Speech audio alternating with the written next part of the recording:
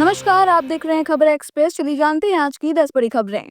Dhaka airport के cargo area में भीषण आग, उड़ानें रद्द और रूट बदला गया। बांग्लादेश की राजधानी ढाका के हजरत शाहजलाल इंटरनेशनल एयरपोर्ट के कार्गो एरिया में कल दोपहर भीषण आग लग गई। आग इतनी तेजी से फैली कि एयरपोर्ट अथॉरिटी को सभी उड़ानें रोकनी पड़ी। दिल्ली से ढाका जा रही फ्लाइट का रूट बदलकर कोलकाता भेज दिया गया। हालांकि किसी की जान जाने की खबर नहीं है, लेकिन कार्गो में मौजूद माल के बड़े नुकसान की आशंका जताई जा रही है। घने काले धुएं ने पूरे इलाके की हवा खराब कर दी है, जिससे लोगों को सांस लेने में दिक्कत हो रही है। जैकी श्रॉफ का गुस्सा फूटा, पंकज धीर के प्रेयर मीट में पैपराजी भी बरसे।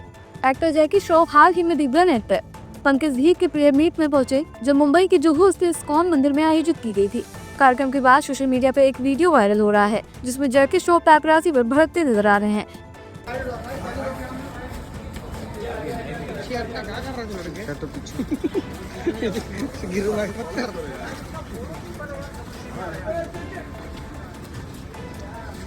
वीडियो में कुछ नहीं करा। चल बड़ा समझदार है ना। हाँ तेरे घर में स्टॉप फॉलो मत करो। दंगल फेम ज़ायरा वसीम ने किया निकाह, इंस्टाग्राम पर शेयर की शादी की तस्वीरें। फिल्म दंगल में गीता फोगाट के बचपन का किरदार निभाने वाली एक्ट्रेस ज़ायरा वसीम ने निकाह कर लिया है। शुक्रवार शाम उन्होंने निकाह की खूबसूरत तस्वीर इंस्टाग्राम पर शेयर की। ज़ायरा ने 2 फोटोज पोस्ट की, जिनमें उनकी शादी के खास पल नजर आ रहे हैं। एक तस्वीर में वो निकाहनामा साइन करती दिखाई दे रही हैं। उनके हाथों में मेहंदी सजी है और उन्होंने हरे रंग की खूबसूरत एम्ब्रॉयडरिंग पहनी हुई थी। सोशल मीडिया पर उनकी निकाह की तस्वीरें तेजी से वायरल हो रही हैं। आईपीएल 2026 की नीलामी फिर होगी विदेश में। आईपीएल 2026 सीजन की मिनी ऑक्शन एक बार फिर भारत से बाहर होगी। बीसीसीआई के एक सीनियर अधिकारी के मुताबिक नीलामी का आयोजन 15 से 18 दिसंबर के बीच दुबई, मकसद या दोहा में से किसी एक शहर में किया जाएगा। अधिकारी ने बताया कि दिसंबर से जनवरी तक भारत में शादी का सीजन होता है, जिसके चलते होटल और रिजॉर्ट पहले से ही बुक रहते हैं। ऐसे में 10 टीमों के प्रतिनिधियों, कोचों, मैनेजर्स और ब्रॉडकास्ट क्रू को ठहराने में मुश्किल आती है। इसी वजह से इस बार भी ऑक्शन विदेश में कराने का फैसला लिया गया है। पिछले साल 2024 में आईपीएल का मेगा ऑक्शन सऊदी अरब के जिहाद में हुआ था। तब भी भारत में वेन्यू और लॉजिस्टिक चुनौतियों को कारण बताया गया था। दिल्ली हाईकोर्ट का बड़ा फैसला, आत्मनिर्भर जीवन साथी को नहीं मिलेगा गुजारा भत्ता। दिल्ली हाईकोर्ट में एक अहम फैसले में कहा कि आर्थिक रूप से आत्मनिर्भर और सक्षम जीवन साथी को गुजारा भत्ता एल्यूमिनियम नहीं दिया जा सकता। कोर्ट ने स्पष्ट किया, स्थायी गुजारा भत्ता सामाजिक न्याय का एक माध्यम है, न कि सक्षम व्यक्ति को अमीर बनाने का आर्थिक बराबरी का जरिया। जज अनिल क्षेत्रपाल की बेंच ने कहा कि जो व्यक्ति भत्ता मांग रहा है, उसे यह साबित करना होगा कि उसे वास्तव में आर्थिक मदद की जरूरत है।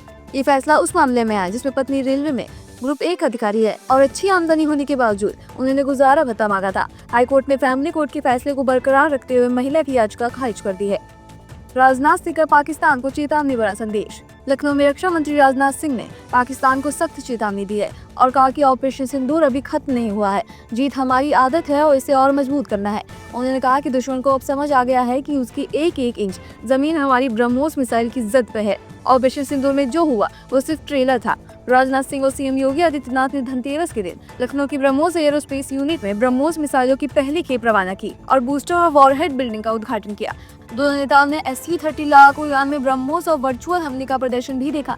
बता दें, यूनिट 11 मई 2025 को शुरू हुई थी और इसमें मिसाइल इंटीग्रेट टेस्टिंग और क्वालिटी जांच की आधुनिक सुविधाएं हैं। उमर अब्दुल्ला की केंद्र से अपील, जम्मू कश्मीर का राज्य का दर्जा जल्द बहाल किया जाए।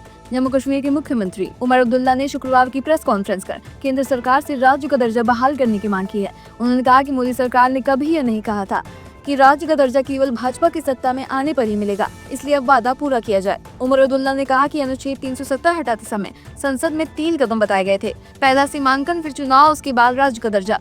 सीमांकन, चुनाव हो चुके हैं, लेकिन राज्य का दर्जा अब तक नहीं मिला। उन्होंने साफ कहा कि इस मुद्दे पर वो भाजपा से कोई समझौता नहीं करेंगे। उमर ने बताया कि उनकी सरकार ने पिछले 1 साल में विकास कार्यों को तेज किया है, लेकिन राज्य का दर्जा न होने से कई प्रशासनिक दिक्कतें सामने आ रही हैं।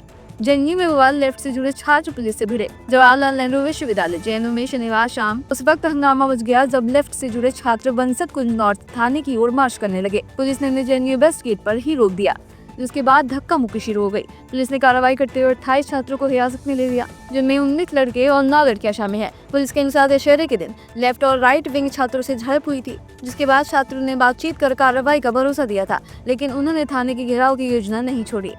गरीब रथ ट्रेन में लगी आग, बड़ा हादसा टला।